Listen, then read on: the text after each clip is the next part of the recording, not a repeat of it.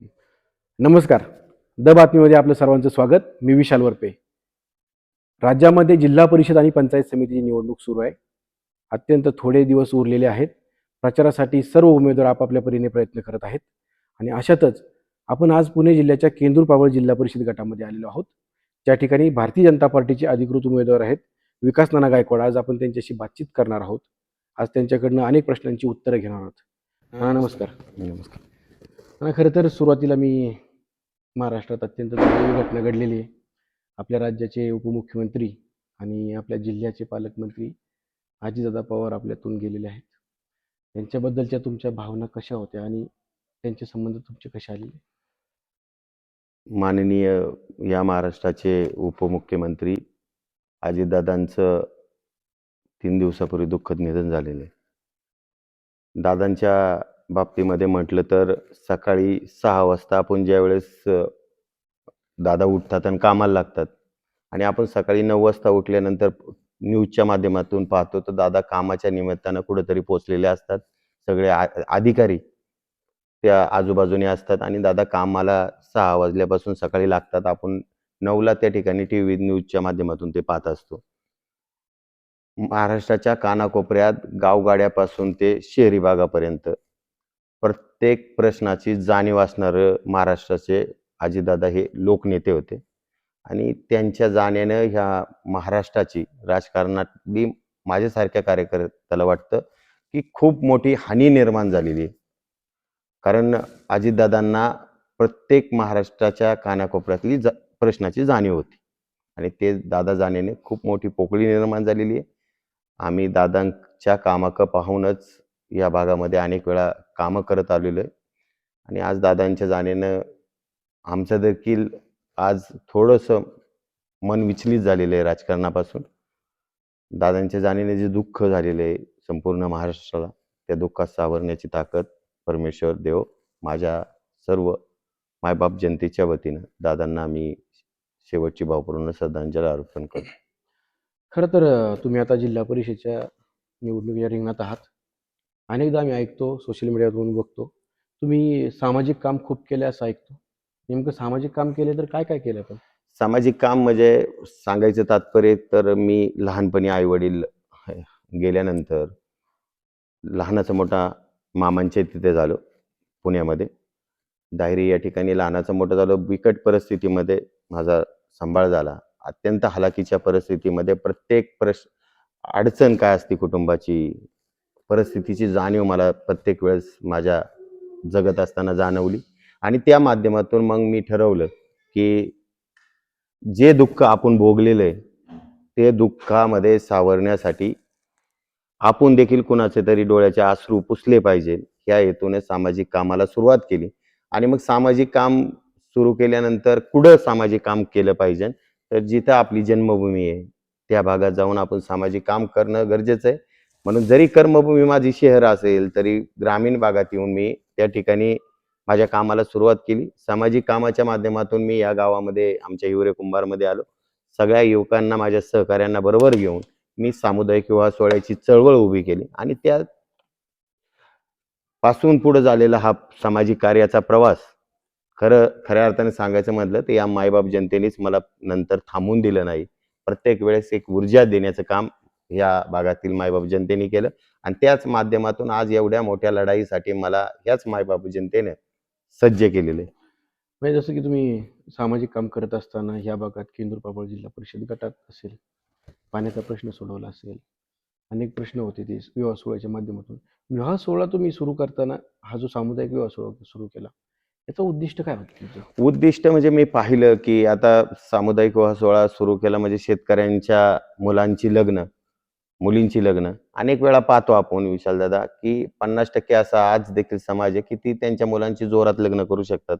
पण अजून अजून काही लोक अशी आहे, आता मी प्रचार दरम्यान हिंडतोय ना तर घराची परिस्थिती वगैरे पाहिल्यानंतर मला लक्षात येतं की यांच्या मुलांची लग्न आल्यानंतर आज घर साधं आहे परंतु मुलाची लग्न आल्यानंतर मग कर्ज काढायचे, शेती विकायची आणि त्याच्यातून मग लोकांना आपण पाहतो नंतर कुटुंब अडचणीत देखील येतात अशा परिस्थितीमध्ये. आणि मग गाव सोडायचं, शहरात जायचं उत्पन्न निर्माण करण्यासाठी, व्यवसाय करण्यासाठी. नोकरीनिमित्त. मग आपलं गाव पण सोडण्याचं मेन कारण, गावात राहतो माणसाला, प्रत्येकाला वाटतं मुलाबाळांची लग्न चांगली व्हावी. तर मग आम्ही एक प्रामाणिक प्रयत्न केला, की कर्ज न होता शेतकऱ्यांवरती, शेतकऱ्यांच्या मुलांवरती आपण सामुदायिक विवाह सोहळ्याची चळवळ सुरू करू आणि त्याच्या माध्यमातून आपण सामुदायिक विवाह सोहळा चालू केल्यानंतर ह्या लोकांना त्या ठिकाणी आपल्या फुलना फुलाची पाकळी आपल्याकडून ती मदत होईल. त्याच्यातून लग्नात होणारा खर्च टाळला जाईल आणि जेणेकरून त्या मुलाबाळांचा संसार देखील चांगला होईल. कारण एकदा मोठ्या धमाक्यात लग्न केलं आणि नंतर मग आयुष्यभर त्याचं कर्ज फेडत बसायचं, जमिनी विकायच्या. मग ह्या गोष्टीला कुठेतरी आपण शेतकऱ्यांच्या पाठीमागे उभं राहिलं पाहिजे. हा प्रामाणिक हेतू घेऊन आम्ही सामुदायिक विवाह सोहळ्याची चळवळ या परिसरात सुरू केली. तुम्ही वारंवार सांगता किंवा परिस्थिती खरी आहे, की या भागात पाण्याचा प्रश्न अत्यंत गंभीर आहे. या पाण्याच्या प्रश्नावर अनेकदा मंत्रालयात बैठका होतात, विधिमंडळात त्याच्यावर चर्चा होते. परंतु हा प्रश्न सुटला जात नाही. गेली अनेक वर्ष मी पाहतोय. हा प्रश्न अजूनही तसाच तेवत आहे. यासाठी नेमकं काय करायला हवं? तुम्हाला काय वाटतं? बारागावचा पाणी प्रश्न आपण मागच्या काळात बी त्या ठिकाणी ज्यावेळेस आंदोलन झाले, आम्ही या भागात ज्या दिवसापासून काम करायला लागलो, त्यावेळेस पासून इथं काही अडचणी असतील तर आम्ही पुढे येण्याचा प्रयत्न प्रत्येक वेळेस केला. बारागावचा पाणी प्रश्न सोडवण्यासाठी आम्ही अनेक आंदोलनाला त्या ठिकाणी उपस्थित राहिलो. रस्ता रोको केले. सगळ्या गोष्टी करून आम्ही आतापर्यंत थांबलेलो नाहीये आणि पुढे देखील थांबणार नाही. म्हणजे काय राजकारण किंवा मी निवडणूक लढतोय म्हणून हा मुद्दा नाहीये. तर हा बारागावचा प्रश्न आम्हाला असं वाटतं, की इथं पाण्याची कशा पद्धतीने सोय करावी, त्यासाठी आपण चांगल्या पद्धतीचं नियोजन या परिसरामध्ये करणं गरजेचं आहे. आणि ते नियोजन करण्यासाठी आता माझ्या समवेत माझे पंचायत समितीचे जे उमेदवार आहे, त्यांना देखील त्याचं खूप आकलन आहे. म्हणजे त्यांनी माहिती आहे. त्याच्यावरती काम केलेलं आहे, माहिती आहे. आणि मग त्यांच्या माध्यमातून, माझ्या माध्यमातून आणि हे आज मी ज्या पक्षाची पट्टी गळ्यात घातलेली आहे, भारतीय जनता पार्टी, हं. त्या भारतीय जनता पार्टीच्या सत्तेचा फायदा घेऊन त्या ठिकाणी ह्या लोकांच्या गरजा भागवण्यासाठी, पाणी प्रश्न सोडवण्यासाठी आता आम्ही ताकदीने प्रयत्न करणार आहे आणि त्याच्यासाठी कोणत्या प्रकारचं कॉम्प्रोमाइज आम्ही त्या ठिकाणी करणार नाही. ज्या पद्धतीने मार्गाने पाणी येईल त्या पद्धतीने तो प्रश्न सोडवण्यासाठी आम्ही प्रयत्न करणार आहे. खरं आहे. आता साधारणपणे या भागामध्ये तुम्ही काम करत असताना हम्म. तुम्ही सांगता, की कुठल्याच पक्षाचा मी यापूर्वी झेंडा हातात घेतला नाही गळ्यामध्ये. कुठल्याही पक्षाची मफलर घातलेली नाही. परंतु आता तुमच्या गळ्यामध्ये भारतीय जनता पार्टीची मफलर दिसते. मग भारतीय जनता पार्टी हा पक्ष तुम्ही का निवडला? जो की आतापर्यंत बोललं जातं, की शेतकरी विरोधी पक्ष आहे, शेतकऱ्यांची जाण नसलेला पक्ष आहे असं आणि बोललं जातं. परंतु या बघा तुम्ही शेतकऱ्यांचं काम करता, शेतकऱ्यांसाठी काम करता. मग तुम्ही हा पक्ष का निवडला? आता लपवण्यासारखं काही नाहीये, की जे मी मांडतो ना, ती एक मुलाखत नाहीये. तर मी एक अंतःकरणापासून कोणती गोष्ट समाजात मध्ये आज मी प्रचारानिमित्त हिंडतो ना, मी प्रत्येक गोष्ट माझ्या तळमळीतून मांडतोय. बरं. ह्या भागामध्ये आम्ही जे नेते मंडळी आहे, त्यांच्या समवेत जरी मी समाजकार्यात काम करत होतो, तरी मी ह्या भागामध्ये ह्या लोकांना धरून होतो. म्हणजे सगळ्या पुढारी लोकांना, राजकीय लोकांना माझे चांगले संबंध होते आणि मी जे जपले. म्हणजे जसे सामान्य लोकांसाठी बरोबर संबंध जपले, तसे मी राजकारणी लोकांबरोबर बी संबंध जपले. मग त्याच्यामधून मी पाहिलं तर इथे अनेक जण इच्छुक होती. मी जिल्हा परिषदला इच्छुक होतो आणि राष्ट्रवादी काँग्रेसच्या पार्टीकडून इथे आमदार वळसे पाटील साहेब आहे.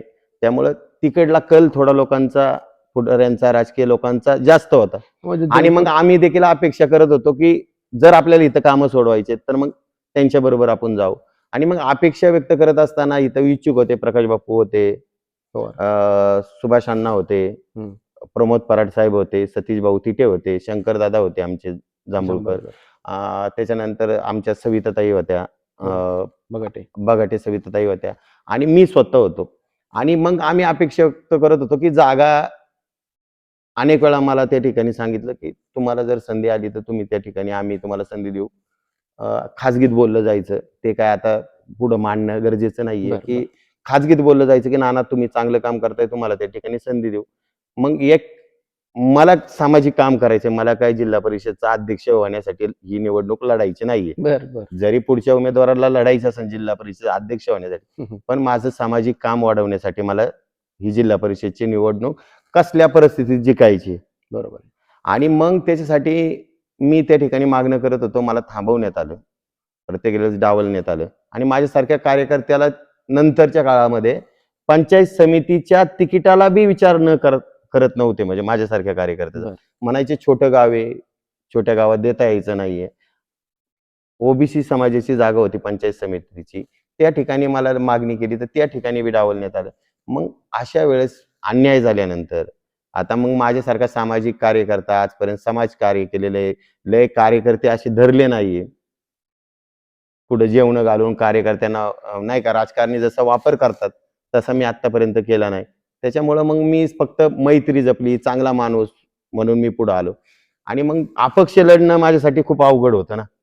तर मग मी 2-3 महिन्याच्या कालखंडामध्ये थोडंसं अलिप्त राहिला. ह्यांच्या वागणुकीमुळे थोडंसं रिवर्स होत गेलो, की आपल्याला इथं संधी द्यायला ह्यांच्या कानकूस मनात नाहीये, कानकूस चालू आहे. मग मी त्या ठिकाणी ठरवलं, की आता आपल्याला थोडंसं थांबलं पाहिजे ना असं विचार आला. पुढाऱ्यांच्या किंवा राजकीय लोकांच्या डोक्यात आहे. मग मी थांबायची थोडीशी भूमिका घेतली. परंतु ज्यावेळेस खऱ्या अर्थानं आम्ही प्रत्येक वेळेस सांगत होतो, की ही लढाई प्रकाश बापू सारख्या उमेदवारांनी लढावी. जिल्हा परिषद. जिल्हा परिषदची ही लढाई सुभाषांना उमाप सभापतींनी लढावी. ही लढाई प्रमोद पराड साहेबांनी तरी लढावी, सतीश भाऊंनी तरी लढावी, नाही तर शंकरदादांनी तरी लढावी. बरं. परंतु प्रत्येक वेळेस प्रत्येकाला वेगळ्या वेगळ्या पद्धतीची मांडणी होत गेली आणि फक्त मग राष्ट्रवादी काँग्रेस पार्टीच्या माध्यमातून फक्त खर्च करणाऱ्या उमेदवाराला, यात्रा करणाऱ्या उमेदवाराला त्या ठिकाणी प्राधान्य देण्यात आलं. परंतु हे फक्त त्यांनी खालच्या लेवलला मतदार असतील किंवा सामान्य लोक असतील ह्यांचा कोणत्याही प्रकारचा सर्वे मला असं वाटतं पक्षाने केला नाही आणि ही उमेदवारी पुढच्या उमेदवाराला देऊन टाकली. आणि मग त्या माध्यमातून आम्हाला सामान्य जनतेने ते आवाज दिला, की आता तुम्हाला ही लढाई लढावी लागेल. आणि मग लढायची तर मग अपक्ष लढण्यापेक्षा भारतीय जनता पार्टीचा आधार घेतलेला. आणि मी एकच सांगतो, भारतीय जनता पार्टीचा जरी आम्ही आधार घेतला असेल तरी येणाऱ्या काळामध्ये विकास नाना गायकवाड हे असं व्यक्तिमत्व आहे, ते 90% फक्त आणि फक्त समाजकारणच करील आणि 10%च राजकारण करील. म्हणजे आम्ही 90% समाजकारणच शेवटपर्यंत करणार या भागामध्ये आणि त्या माध्यमातूनच प्रश्न सोडवणार, की आपल्याला शेतकऱ्यांसाठी काय करता येईल आणि इथून मागं पक्षाने काय शेतकऱ्यांना दिलंय. आणि मग त्याच्यातून विचार करत असताना लक्षात येतं, की पीएम किसान योजना असेल, महात्मा फुले शेतकरी कर्जमुक्ती असेल, शेतकरी सन्मान योजना असतील, श्रावणबाळ योजना असेल.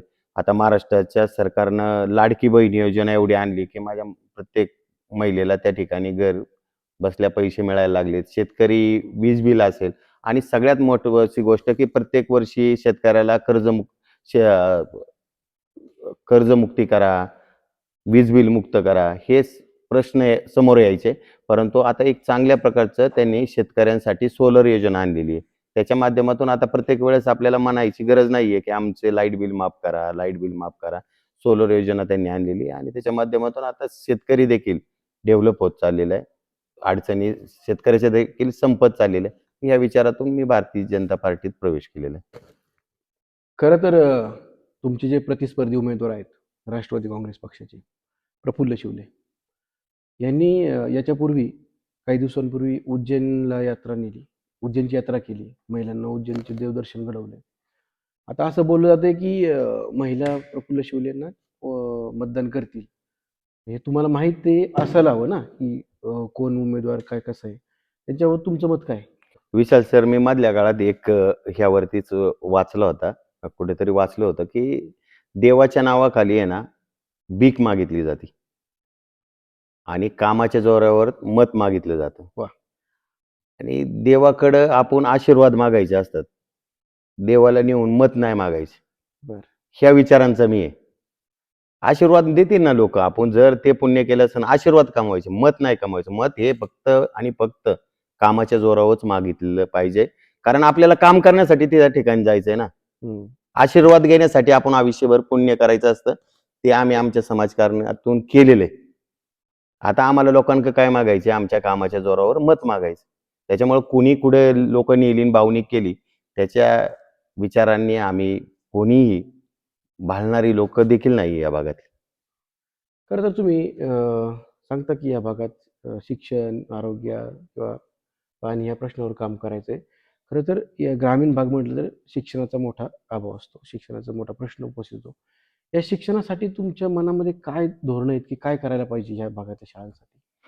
शिक्षणाच्या बाबतीत म्हटलं ना, आम्ही प्रत्येक वेळेस आतापर्यंत शिक्षकांना विश्वासात घेऊन या भागात काय अडचणी आहे प्रत्येक वेळेस जाऊन जवळून पाहतो. मदत बी आतापर्यंत भरपूर शिक्षण क्षेत्रामध्ये भरपूर मदत केलेली आहे मी. म्हणजे जिथं कधी-कधी कॉम्प्युटरची अडचण आहे, तिथं कॉम्प्युटर दिलेत, लॅपटॉप दिलेत, सायकल दिल्या मुलांना आणि अडचणीच्या काळात म्हणजे आम्ही आता मधल्या काळामध्ये गुरुपौर्णिमेची स्पर्धा भरवली. त्याच्यामधून आपल्या मुलांना गुरुबद्दल काहीतरी आपल्या मनात स्थान निर्माण व्हावं. एवढी मोठी स्पर्धा त्या ठिकाणी भरवली. 7-8 क्रमांकाचे बक्षीस त्या शाळेला दिले. त्याच्यातून आपल्या मुलांना गुरुबद्दल आदर निर्माण होतो आणि शिक्षणाच्या बाबतीमध्ये सांगायचं म्हटलं तर शिक्षण माझं पहिलं म्हणणे आहे, की राजकारण करत असताना, समाजकारण करत असताना पहिलं आपली घडणारी पिढी आहे ना, ती चांगली घडवण्याचा आपला प्रयत्न राहिला पाहिजे आणि ती पिढी कुठून घडणार आहे? तर ह्या ज्ञान मंदिरातून घडणार आहे. खरं आहे. आणि ह्या ज्ञान मंदिरातच आपण काम करू शकलो नाही, या ज्ञान मंदिराच्याच गरजा भागवू शकलो नाही, तर मग राजकारणामध्ये पुढच्या पिढ्या घडणार कशा आहे? चांगली मुलं घडणार कशी आहे? शिक्षण कसं मिळणार आहे? आणि पहिली गोष्ट सांगायचं म्हटलं तर ह्या शिरूर तालुक्याच्या बाबतीमध्ये सांगायचं म्हटलं, तर ह्या शिरूर तालुक्यात ज्ञानगंगा वाहतीये. अनेक अधिकारी या शिरूर तालुक्याने आपण पाहिले दिलेली आहे. खरं आहे. त्यामुळे ह्या भागात आपण अजून शिक्षणावरती चांगलं काम करू शकलो, तर आपल्याच कुटुंबातली, आपल्याच मायबाप जनतेतली मुलं चांगली शिकू शकतात. एक राजकीय प्रश्न विचारतो. काल परवा मी एक सुभाष अण्णा हं, यांची एक मुलाखत घेतली. हं, पंचायत समितीचे माजी हं, सभापती.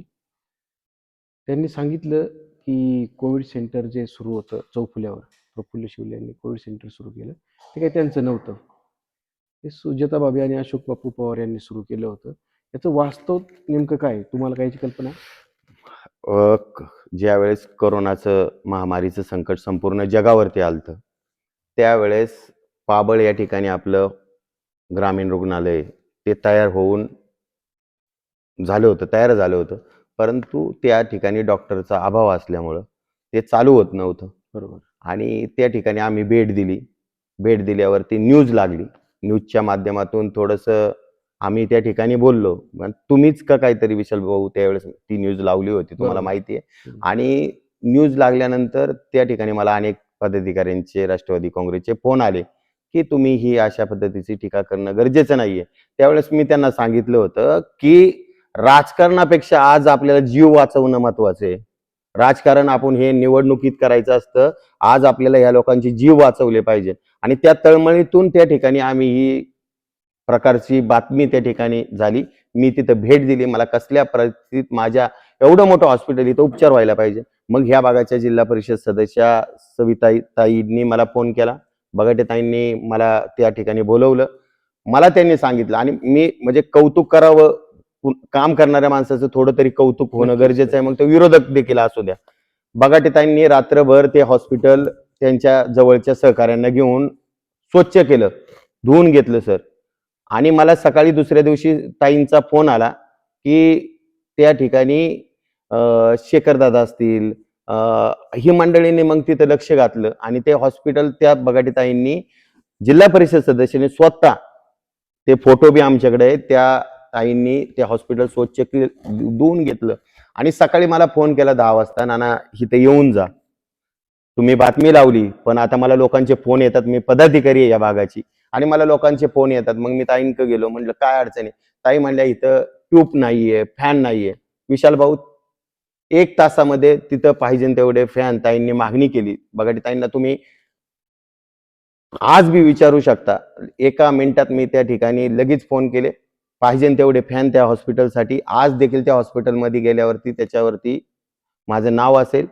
फॅन दिले, ट्यूब लाईट दिल्या आणि ते हॉस्पिटल आम्ही लगेच 4 दिवसामध्ये चालू केलं.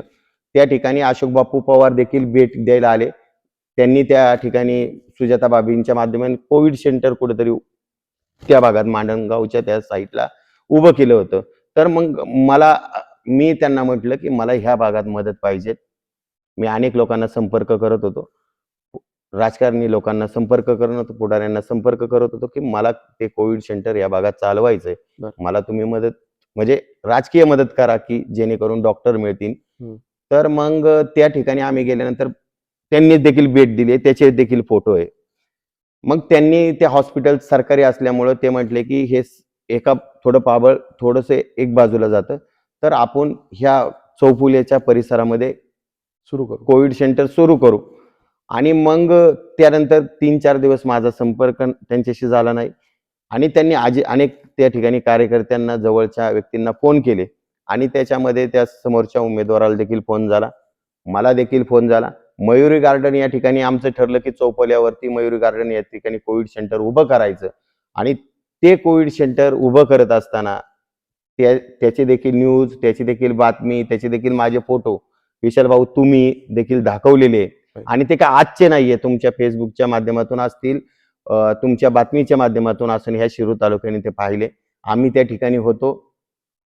परंतु मी काही कालांतराने असं माझ्या लक्षात आलं की एका जागेवर बसून लोकांच्या अडचणी प्रत्येकाने सोडवण्यापेक्षा आता प्रत्येकाने ज्याच्या परीने होईल तेवढी मदत लोकांना करणं गरजेचं आहे.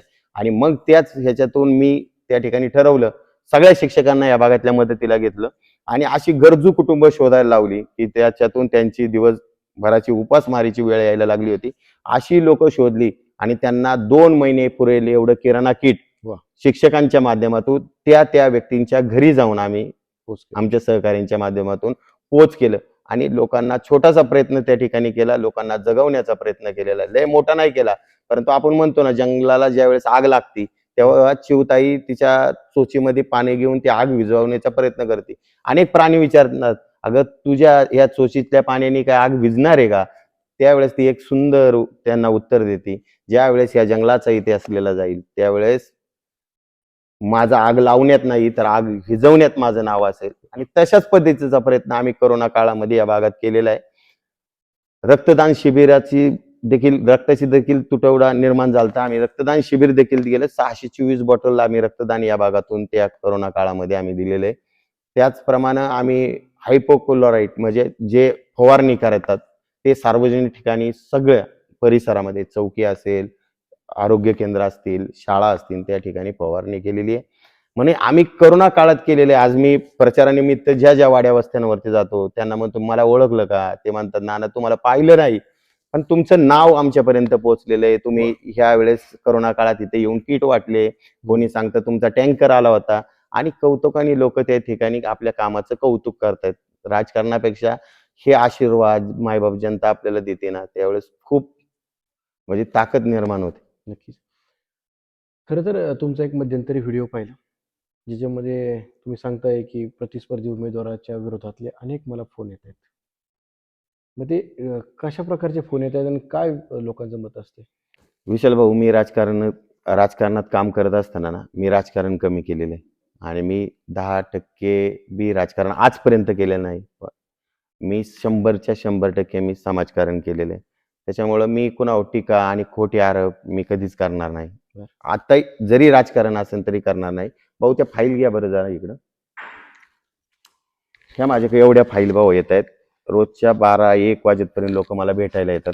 ह्या फाईल आहे सगळे हे लोकांना माझ्याकडून न्यायची अपेक्षा आहे. काय आहे ते? न्याय कोणी द्यायला पाहिजे नव्हता? ज्यांनी ह्या लोकांना तिकीट दिलं ना, त्या लोकांनी ह्या लोकांना न्याय द्यायला पाहिजे नव्हता. पण त्या लोकांनी यांना न्याय द्यायचा तर ह्या लोकांना त्यांनी तिकीट दिली. एवढ्या लोकांवरती अन्याय आहे. जमिनीचे फसवणूक, चेक बाउन्स, चुकीच्या मार्गाने सगळ्या गोष्टी केलेल्या आहे. त्या सगळ्या माझ्याकडे. पण मला राजकारणामध्ये ह्याचा वापर करायचा नाहीये. मी अशा विचारांचा माणूस आहे की माझी जी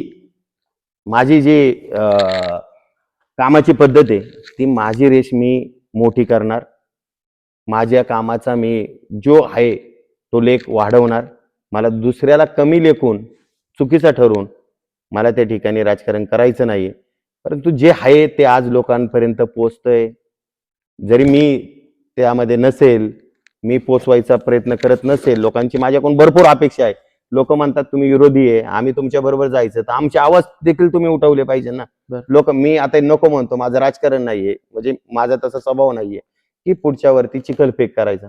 पण मला लोक आता भेटायला गेलं, लोकांना मी ज्यावेळेस प्रचारानिमित्त फिरतो त्यावेळेस लोक म्हणतात, मग तुम्ही विरोधक आहे, जर तुम्ही ह्या गोष्टी आमच्यासाठी लढला नाही, आमच्यासाठी मांडल्या नाही, तर मग आमच्यासाठी लढणार तरी कोण आहे ना. मग अशा वेळेस थोडंसं आपल्याला बी त्या गोष्टीची जाणीव होती. परंतु ठीक आहे, की माणसाने आयुष्यामध्ये ना, काही नाही कमवलं तरी चालेल, परंतु कुणाचा तळतळाट आपण कधीच घेऊ नये. ह्या हिवरे गावापासून वढूपर्यंत माझा हा जिल्हा परिषदचा गट आहे. त्या गटात विशाल भाऊ असा एकही व्यक्ती नाही विकासनानं त्या माणसाबरोबर चुकीचा वागला. आणि जर तो मांडला वागलाय तरी त्याचा तो गैरसमज असेल. बरं. कारण आपण आजपर्यंत सगळ्या गोष्टीत आपलं नाव जपण्याचं काम केलंय. आणि हे नाव जपलं, मायबाप जनतेच्या डोळ्याचे अश्रू पुसले, 8-10 वर्षे हे समाजात आपण रोपटं लावलं आपलं समाजकारणाचं. असं त्याचा वटवृक्ष झालेला आहे आणि त्याची सावली मायबाप जनतेच्या रूपाने आज आम्ही प्रचाराच्या निमित्तानं ज्यावेळेस बाहेर पडतो ना, त्यावेळेस ती सावली आमच्या डोक्यावरती येतेय. मला जरी आई-वडील नसतील, तरी ह्या भागातल्या सगळ्या मायबाप जनतेने मला आई-वडिलांची जाणीव एवढ्या 15 दिवसात कमी पडून दिलेली नाही. मायेचा हात सगळ्या मतदारांनी माझ्या डोक्यावर ठेवलेला आहे. कोणत्या प्रकारचा विचार करू नका नाना, तुमच्या आम्ही पाठीमागं भक्कमपणे आहे. अनेक फोन येतात, अनेक लोकं भेटल्यावर सांगतात. मधल्या काळात माझ्या डोळ्यात अश्रू आले. मी प्रचारात फिरत होतो. मला रात्रीचा 12 वाजता फोन आला. ते त्या पार्टीचे काम करतायत. परंतु एक महिला होती. तिने मला फोन केला 1 वाजता रात्रीच्या आणि मला सांगितलं, "नाना, जनता एवढी भोळी नाहीये. जनतेला माहिती आहे, ज्यावेळेस नानांचा काहीतरी ह्या इलेक्शनमध्ये दगाफटका होईल, त्यावेळेस अश्रू गाळण्यासाठी नानाला आईचा खांदा नाहीये, बापाचा खांदा नाही. हा मायबाप जनतेचा खांदा आहे. तो तुम्हाला डोळ्याचे अश्रू येऊनच देणार नाही." एवढ्या भावना त्या नक्कीच. फोनमध्ये मला त्या बोलून दाखवल्या. म्हणजे लोकांचं एवढं प्रेम आपण या समाजकारणात आल्यापासून आपल्याला मिळतंय. यात्रेचं लोकं सांगतात, जी लोकं यात्रेला गेली ती लोकं देखील मला 1000-2000 त्या ठिकाणी देतात. कालच आमच्या गावातले बाबा आले होते सकाळी. ते म्हणले, "नाना या स्पर्धेत नव्हते, तुम्ही स्पर्धेत नव्हते म्हणून आम्ही यात्रेला गेलो. आम्हाला दुसऱ्या राजकारणावरती विश्वास नव्हता म्हणून आम्ही देवाला गेलो. आणि ज्यावेळेस तुमचं नाव समोर आलं तेव्हा आमची अडचण निर्माण झाली. माझं सगळं कुटुंब गेलं उज्जैनला. यात्रेला संपूर्ण कुटुंब गेलं. बरं. पण मी गेली 4 दिवस रडतोय. माझ्या मित्राचा लेक त्या ठिकाणी उभा आहे आणि मी उज्जैनला यात्रेला गेलो. तो माणूस काल सकाळी मला ₹500 ची नोट देऊन गेले. ती आज देखील माझ्या खिशात म्हणजे दिवसभरात मला लोकं काय 500, ₹1000 ची जी काय मदत करतात ना, ती भाऊ मी कागदात. माझ्या आठवणीसाठी कागदात ठेवलेली. अरे वाह! हे माझे पैसे नाही हो. मला या जनतेने दिलेलं सोनं आहे. 500, ₹1000 चा विषय नाहीये. प्रेम. परंतु आपण या जनतेने दिलेलं प्रेम आहे, हे आपल्याला वारंवार जनतेत मिळतं. तर त्यांनी सांगितलं, की मी यात्रेला गेलो होतो. परंतु नाना तुम्ही नव्हते या स्पर्धेत आणि तुम्ही आल्यानंतर ते स्वतः माझ्या गळ्यात पडून काल रडले. ते काही व्हिडिओ माझ्या मुलांनी देखील पाहिलं. टाकले आणि रडले. अक्षरशः डोळ्यात पाणी घालून रडले. मी त्यांना हाताला धरून घरात आणलं आणि म्हटलं, "तुम्हाला मला मतदान नाही करायचं तर तुमचा प्रश्न आहे. मी काय तुमच्या पेटीपाशी नेऊन तुम्हाला हाताला धरून दाबू शकत नाही Correct. बटन. परंतु तुमचं हे प्रेम आहे. माझ्यासाठी तुमचे येणारे अश्रू आहे. हे तुमच्या मतापेक्षा मला अप्रूप आहे." मी त्यांना ते सांगितलं. साहजिकच ह्या गोष्टी होत राहतात. त्यावेळेस चित्र स्पष्ट नव्हतं म्हणून बरेच लोकं त्या ठिकाणी गेली. पण लोकांना आता पूर्णपणे ह्या यात्रेचं मागचं वास्तव्य सगळ्या प्रकारचं आता समोर यायला लागले आणि त्याच्यामुळे लोकं आता त्याच्यातून बाहेर पडायला लागलेली आहे. आणि सगळ्यात मला या ठिकाणी तुम्ही सगळ्या पत्रकारांचे देखील आभार मानायचे आहे, की हे तुम्ही देखील आज ही लोकशाही वाचवण्यासाठी तुम्ही पुढे येणं गरजेचं आहे. फक्त आणि फक्त विकास नाना नाव हे निवडणुकीसाठी नाहीये, पदासाठी नाहीये. तर विकास नाना नाव हे समाजकारणामध्ये इथून पुढच्या काळामध्ये देखील अग्रेसरच असणार आहे. लोकांच्या सुख-दुःखात देखील अग्रेसर असणार आहे, हेच मी या ठिकाणी सांगतो. खरं तर आता ही निवडणूक सुरू आहे, प्रचार सुरू आहे. मतदारांना तुमचं आव्हान काय असेल? मतदारांना माझं एकच आव्हान आहे आणि हे तळमळीने आव्हान आहे. मी उमेदवार आहे म्हणून मला निवडून देऊ नका. माझ्या मागची सर्व मी केलेली कामं पहा. पुढच्या उमेदवाराची माझी तुलना कामात करा. पुढच्या उमेदवाराने प्रत्येक गावात विशाल भाऊ प्रत्येक गावातल्या पुढाऱ्यांना त्या ठिकाणी शब्द दिलेत की पुढचा लोकनियुक्त सरपंचला माझा तुला पाठिंबा. बापरे. आणि मला ह्या ठिकाणच्या पुढाऱ्यांना एक विनंती करायची बाबांनो, की तुम्हाला तुमच्या राजकारणासाठी तुमच्या गावातल्या राजकारणात ग्रामपंचायतचं राजकारण तुमच्या गावापुरतं मर्यादित ठेवा. विकास नानाला बी भविष्यात त्याच्यात इन्व्हॉल्व करून घेऊ नका. तुमच्या गावातल्याच होतकरू माणसांना संधी द्या, होतकरू तरुणांना संधी द्या, जेणेकरून ते समाजासाठी काहीतरी करू शकतात. फक्त व्यासपीठावरती जाऊन पद लावून नाही का मिरवण्याचं पद नाहीये. फक्त हे गावगाड्यामध्ये लोकांच्या सुखदुःखात विकासासाठी आमच्या बरोबरीने आम्हाला पुढे घेऊन काम करणारे ग्रामपंचायत सदस्य, उपसरपंच, सरपंच निवडून द्या. ह्यांनी प्रत्येक माणसाला गावगाड्यातल्या तुमच्याकडे जायचं गपचीत, तुम्हाला बसायचं, तुझा होणारा खर्च पुढचा माझा, बापरे. तुमचं लोकनियुक्तीची तयारी करा, तुमच्यासारखा चेहराच नाही गावात कोण. गंभीर आरोप करते बरं का. गंभीर आरोप करतात, पुरावे सहित लोक मला सांगतात. आता फक्त ही सगळे पुढारी एकत्र मीटिंग करावं कुठेतरी, बरं तुम्हीच पत्रकारांनी त्यांना कुठेतरी नाश्ता ठेवा. बरं. तुम्ही लोकशाही वाचवणारे तुम्ही आधारस्तंभ आहे. तुम्ही सगळे पुढारी गावातले जे आज गावगाडा हाकतायत त्यांना कुठेतरी नाश्त्याला बोलवा रोज सकाळी आणि त्यांना म्हणा प्रामाणिकपणे सांगा देवाची शपथ घेऊन की ह्या व्यक्तींनी तुम्हाला शब्द दिलेत का नाही. मी कधीच खोटा आरोप करत नाही भाऊ. मी तुम्हाला फाईल दाखवले, मला आरोपच करायचे असते ना. बर 15 दिवसाच्या कालखंडामध्ये मी रोज 2 फाईली बाहेर काढल्या असते. एवढ्या फाईल माझ्या आल्या भाऊ. मी पहिल्या दिवसापासून लोकांना हात जोडतोय. राजकारण राजकारणाच्या ठिकाणी करावं, आपलं तो हे नाहीये. पण हे जे सत्य आहे म्हणजे तुम्ही गावगाड्यामध्ये आज जे लपवता येणार नाही. ऐका ना, लपवता येणार नाही. हे सत्य नाही, आपल्या लोकांना कळलं देखील पाहिजे ना. खरंय. आणि तुम्ही आणा माझ्या पुढे ते पुढारी की कुणाला शब्द नाही दिला. जे लोकनियुक्तीसाठी आता त्या गावगाड्यातून इच्छुक आहे त्यांना समोर आणा, जे वास्तव्य आहे. आणि ते आज नाही ना मांडले तर हे तुमच्या गावामध्ये ताबा राजकारणावर ताबा मारायला कमी पडणार नाही. आणि त्यावेळेस विकासनानाचे शब्द हे सगळ्यांच्या लक्षात राहतील की आपल्या गावामध्ये आपल्या गाव पुढाऱ्यांनी ह्या चुका केलेल्या आहेत. तुम्ही तुमच्या कामाच्या जोरावरती प्रत्येकाने तयारी करा, निवडून या. निवडून आल्यावर नंतर विकासनाना तुमच्या पाठीमागे बघ कंपन्या उभे राहील. मग तुम्ही विरोधक असू नाही तर मला मदत करणार असू, कारण तुम्हाला त्या गावाने निवडून दिलेले, गावाने मला मतदान केलेले. आणि मग त्या गावच्या जो सरपंच होईल, जो उपसरपंच होईल, जो ग्रामपंचायत सदस्य होईल त्यांच्याकडे स्वतः जाऊन विकासनाना काम करीन. वाड्या असतील, गावगाड्या असतील, त्याच्या प्रत्येकाच्या घरी जाऊन मी सदस्याच्या वार्डात जाऊन त्या ठिकाणी जिल्हा परिषद सदस्य म्हणून मी काम करीन. पण हे कुठंतरी ह्या लोकांना लक्षात यायला पाहिजे. ते म्हणत असतील की मला शब्द आलाय, तुम्हाला एकाला कुणाला शब्द नाही आलेला. प्रत्येक गावातल्या 5 लोकनियुक्त पुढच्या सरपंच होणार आहे, त्यांना 5 जणांना शब्द आला विशाल भाऊ. आणि तुम्ही पत्रकार म्हणून बाहेर पडा आणि तुम्ही चौकशी करा वाटलं याच्यावरती, तुम्ही त्याच्यावर काम करा. प्रत्येक पत्रकाराला माझे आव्हान आहे की तुम्ही हे जर विकासनांना खोटं बोलत असतील ना तर हे प्रत्यक्षात जाऊन पाहणी करा. खरं तर हा तुम्ही गंभीर आरोप केलाय आणि राजकारणात किंवा लोकशाहीत हे अत्यंत दुर्दैवी मानलं जाईल. याच्यापासून लोकांना काय शिकायचं, काय पाहायचं हा समोरचा प्रश्न आहे. मी लोकांना एवढंच सांगेल, विकास नानाचा तुम्हाला शब्द आहे, तुमच्या गावच्या राजकारणामध्ये विकास नाना त्या ठिकाणी किंचित देखील राजकारण आणणार नाही. तुम्ही ज्या वेळेस तुमच्या गावगाड्यातून जे उमेदवार निवडून द्या, ग्रामपंचायत सदस्य, सरपंच, त्यांच्या पाठीमागे आम्ही उभे राहू. पण तुमच्या गावगाड्यामध्ये तुला निवडून आणण्यासाठी, तू ग्रामपंचायत माझ्या विचाराचा आहे म्हणून तुला निवडून आणण्यासाठी आम्ही गावगाड्यात, ग्रामपंचायतच्या गावगाड्यात, मला वाटतं बाहेरच्या गावातल्या माणसांनी लक्ष देणं हे चुकीचं आहे.